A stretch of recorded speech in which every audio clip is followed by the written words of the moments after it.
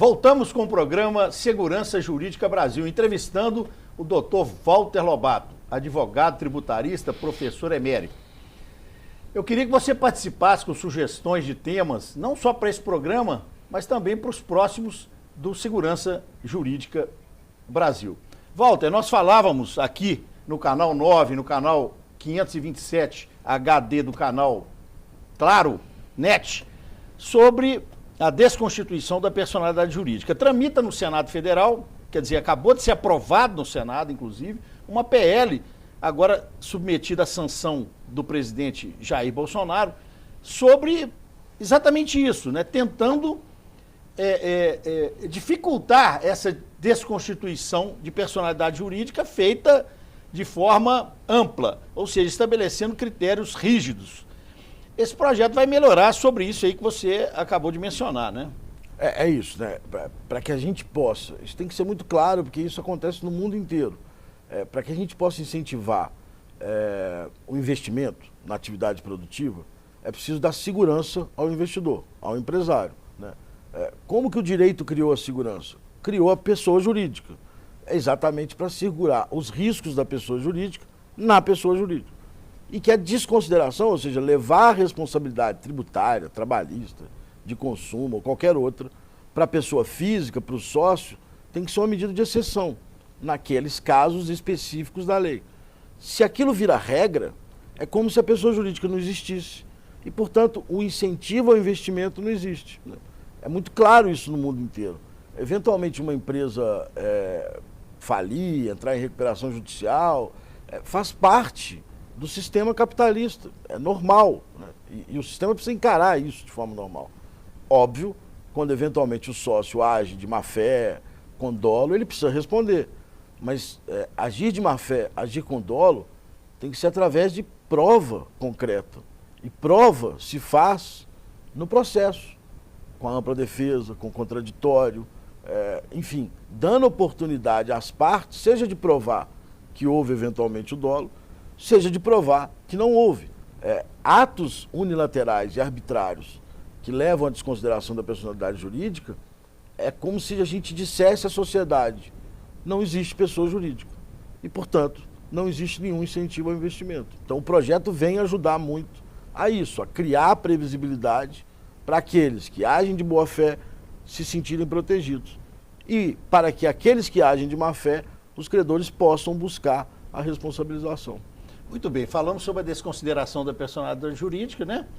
Da pessoa jurídica. E o que você poderia dizer agora sobre o Código do Contribuinte? Está tramitando lá no Senado também. Isso. Um Código do Contribuinte, uma medida importante, né, para a sociedade brasileira. Importantíssima. Nesses projetos, né, dessa comissão, nesse trabalho que foi elaborado aí, CNJ e Senado Federal, foi apresentado, um deles é o Código de Defesa do Contribuinte, que basicamente expressa isso tudo que a gente está dizendo, ou seja, de que o tributo, quando devido, tem que ser pago, e quando eventualmente não pago, ou que as partes interpretem diferente uma determinada norma tributária, que isso seja feito com a proteção desse contribuinte, com os direitos fundamentais que a Constituição já consagrava, ou seja, eu não posso desconsiderar a personalidade jurídica sem um devido processo legal, eu não posso cobrar um tributo sem o devido lançamento, sem o prazo de defesa, sem a possibilidade de fazer prova. Eu não posso criar sanções políticas, que já existiram muitas no país, existem até hoje, por exemplo, para-se um caminhão de carga num determinado posto e diz: eu só te libero se pagar o tributo. Isso é sanção política, né? O tributo precisa ser cobrado através do devido processo legal. Portanto, o Código de Defesa do Consumidor eu diria que é tão relevante para o direito tributário como é o Código Tributário, como é o Código de Processo Civil para o processo. Ele vem cercar essa relação. Nós não vamos amadurecer enquanto nação se a gente não criar um sistema tributário que seja progressivo e não regressivo, ou seja, tributar mais quem tem mais, um sistema tributário que seja transparente, porque o problema nosso hoje não é só tributar injustamente, é que ninguém sabe quanto paga, né? Mas mais do que isso, nós não teremos uma relação tributária saudável se a gente não tiver uma relação de confiança entre as duas partes, em que eu sei que se eu pagar corretamente, eu vou ser tratado corretamente, e se eventualmente eu pagar incorretamente, eu não serei tratado com um pressuposto de má-fé, um sistema punitivo que o não pagamento vira quase que uma pena muito severa, desproporcional a uma eventual interpretação errada da legislação, que são absolutamente a maioria dos casos em direito tributário. Aproveitando seu conhecimento na área tributária e também sua vasta experiência, vamos falar agora um pouquinho sobre julgados recentes do Supremo Tribunal Federal. O que tem sido mais discutido no Supremo Tribunal Federal, e falando para os empresários, empresárias, né, para os contribuintes de forma geral, o que tem sido a pauta assim, dos julgamentos? Tem alguma ação especial em benefício dos contribuintes tramitando no Supremo no momento recente da República? Ah, tem muita coisa, né? Como a nossa Constituição é exaustiva em matéria tributária, né, o capítulo tributário da nossa Constituição é maior do que a Constituição americana inteira, né, em número de palavras. Então, sempre chega ao Supremo... A nossa legislação tributarista tem isso, né? Só o CMS é um compilado, né? Da aula de direito tributário é um desafio enorme, assim, medo de uma pergunta que você não sabe responder, né? Então, muitas matérias chegam ao Supremo, o Supremo é um protagonista na interpretação da matéria tributária. Isso, inclusive, é algo muito discutido na reforma, se essa constitucionalização do direito tributário faz bem ou não. Mas, de qualquer maneira, o Supremo é um protetor hoje dos direitos fundamentais do contribuinte. A gente tem, todos os dias, ações muito relevantes, modulações muito relevantes. Na pessoa física, nós tivemos recentemente uma decisão muito relevante do Supremo, que é o não pagamento de imposto de renda sobre a pensão alimentícia, né? E ali se levou em conta vários valores fundamentais. É importante você tocar nisso, Walter, porque tem muita gente que tem direito, agora é a repetição, né? Inclusive buscar o passado. Buscar o passado. 5 anos? O Supremo não modulou, então 5 anos, para quem não tem ação em curso, 5 anos ele pode buscar os valores que eventualmente ele pagou a maior. Nessa ação, ela é muito interessante, inclusive para a academia, porque foram discutidos os valores fundamentais, como igualdade de gênero, como a possibilidade do direito tributário poder prover, né, as famílias de maneira mais adequada, cargas tributárias mais adequadas. Então, esse é um julgamento muito interessante, que já terminou, o Supremo entendeu. Uma outra questão para os telespectadores a Fazenda devolve administrativamente se fizer o requerimento ou tem que ser judicial? Não, hoje, esse caso específico, a Fazenda se pronunciou e disse que fará a devolução administrativa. O que o contribuinte tem que fazer, ou a contribuinte, é retificar a declaração de imposto de renda. Porque quando você paga uma pensão, a pessoa que pagou a pensão, ela deduz da renda dela, e a pessoa que recebeu a pensão oferece a tributação. Essa pessoa que recebeu a pensão faz uma declaração anual. Basta ela retificar essa declaração e tirar o valor da pensão de rendimentos tributáveis e colocar em rendimentos isentos. A declaração vai automaticamente gerar um valor a maior pago e essa restituição vai acontecer naturalmente. A Receita já disse isso expressamente. Olha aí, grande informação a você, é um caso muito contribuinte relevante, que pagou imposto nos últimos 5 anos sobre pensão alimentícia recebida. Exato. E tem outros casos relevantíssimos em direito tributário, teses específicas do ICMS na base de cálculo, ICMS substituição tributária, insumos que foi julgado pelo STJ recentemente para acreditar PIS e COFINS, não incidência de imposto de renda sobre subvenções de ICMS ou de outros tributos estaduais e municipais. Então, o Supremo é um protagonista em matéria tributária. Nós vamos ter um julgamento agora relevantíssimo, que tem tudo a ver com esse belíssimo programa que você faz, que é a coisa julgada em matéria tributária, ou seja, se a coisa julgada, se aquele que possui uma decisão judicial transitada em julgado, se ele está protegido de forma definitiva ou se um precedente do Supremo contrário àquela coisa julgada, por si só romperia a coisa julgada.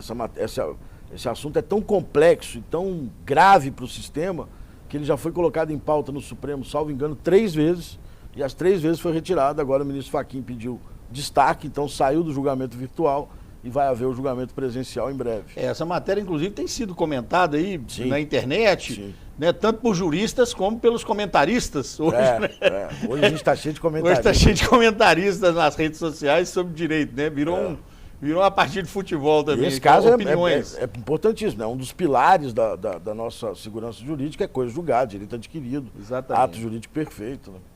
E aproveitando esse bate-papo tão agradável, vamos falar um pouquinho agora sobre a reforma tributária. Você disse muito bem que a reforma do processo tributário administrativo judicial tem uma pacificação. Sim. A reforma tributária tem temas muito polêmicos, né? Um deles que preocupa todos empresários, né? É a questão da tributação sobre dividendos. Isso. Como é que você vê isso como tributarista e advogado? Existe o bis in idem, quer dizer, a empresa paga o imposto e depois na distribuição dos dividendos, né, vai ter que pagar de novo? Como é que você vê essa questão? Reforma tributária é o seguinte, Luiz, a gente tem um consenso de que o sistema precisa reformar, mas ninguém sabe qual é a reforma que é possível, na medida que, eventualmente, uma reforma vai prejudicar um setor em detrimento, em melhoria do outro setor. O sistema tributário brasileiro ele tem um grave problema que ele concentra a tributação muito no consumo. Então, mais de 50%, em alguns casos 60%, a tributação é sobre o consumo. Tributar o consumo é muito ruim, porque você não busca capacidade contributiva, né? Aquele que consome energia elétrica, você tem várias faixas de renda que consomem aquela energia elétrica, combustível, telefonia. Então, tributar muito o consumo significa que essa carga é regressiva. Vai tributar mais quem ganha menos. E pior, tributar o consumo não é transparente. Então, eu quando compro algum determinado produto, eu não tenho a menor ideia qual que é a carga que está embutida ali. Isso gera um déficit de cidadania fiscal. Então, a primeira coisa que a gente tinha que fazer é tentar reduzir essa tributação sobre o consumo. Isso é um consenso. E tentar, de alguma maneira, simplificar. Mas também nós temos um outro lado que o Brasil está num sistema federativo. Então eu não posso tirar a autonomia de municípios, tirar a autonomia do Estado e concentrar cada vez mais receita na União. Porque aí eu vou criar uma dependência da União Federal e o federalismo vai por água abaixo. Então, os desafios de uma reforma são muito grandes. Especificamente nos dividendos, o Brasil adota um sistema de que ele deixa de tributar a pessoa física na distribuição de lucros e dividendos, mas ele tributa a pessoa jurídica, né, nos seus diversos regimes, lucro real, lucro presumido, simples. E essa alíquota que o Brasil tributa, imposto de renda, contribuição social, PIS e COFINS, só imposto de renda e contribuição social é uma alíquota de 34%. É uma das maiores alíquotas do mundo. Os Estados Unidos reduziu a alíquota de tributação sobre a renda e vários países agora recentemente. O Brasil continua com uma alíquota muito alta. Então, se a gente for tributar também lucros de dividendos, você passa a ter uma dupla tributação sobre a mesma riqueza. Então, imagine eu, no meu escritório, né, não como professor, mas como advogado, eu vou receber meus honorários, quem recebe esses honorários é o escritório, é a pessoa jurídica. Ela tributa a alíquota de 34% daqueles honorários e distribui para os seus sócios. Se eu tiver que tributar de novo nessa distribuição, é 34 mais X, mais 10, mais 15, mais 20. Você vai criar um bis in idem absurdo. No mundo inteiro você tem sistemas diferentes. Ou eu crio uma alíquota menor aqui, para ter uma alíquota razoável aqui na distribuição, então eu tributo nos dois, mas com alíquotas baixas, ou eu tributo só na jurídica, como é no Brasil, ou eu tributo só na física. Nos Estados Unidos, por exemplo, os advogados são tributados diretamente na física. A pessoa jurídica é muito mais para a organização de gestão. Agora, tem um outro detalhe nessa história que a gente confunde, que é preciso esclarecer e é muito relevante. Quando a gente fala tributar lucros e dividendos, nós criamos aí uma sacola enorme de coisas que são completamente diferentes. Tributar o lucro do acionista, que tem uma carteira de ações de bolsa, da Petrobras, da Vale e de tantas outras empresas de capital aberto, é uma coisa. Esse é um investidor que investiu em ações e vai receber lucros e dividendos daquelas grandes companhias. A outra coisa é tributar o dividendo, que também tem o mesmo nome e o mesmo tratamento tributário, do pequeno empresário, que tem uma padaria, uma livraria, do advogado, que tem um escritório, do arquiteto, do médico, do engenheiro, do contador, que na verdade aquilo ali é o rendimento dele. Não é uma atividade de uma grande companhia, não é um investimento em grande monta. É a profissão dele. Que ele é tributado a 34 na jurídica e que querem tributar mais X na física. Verdade. E aí é muito grave. Então, não é que eu sou contra discutir esse assunto, nós podemos discutir, mas temos que separar para que cada caso tenha o seu tratamento adequado. Que tributemos o lucro na Bolsa de Valores, mas do lado de cá, naquele que é muito mais o rendimento, a sobrevivência, que isso seja olhado de maneira muito moderada. Muito obrigado, doutor Walter Lobato, uma alegria conversar com prazer você, enorme esse bate-papo, essa aula que você deu para todos nós aqui. Um prazer recebê-lo aqui no Segurança Jurídica Brasil. Um abraço a todos os telespectadores.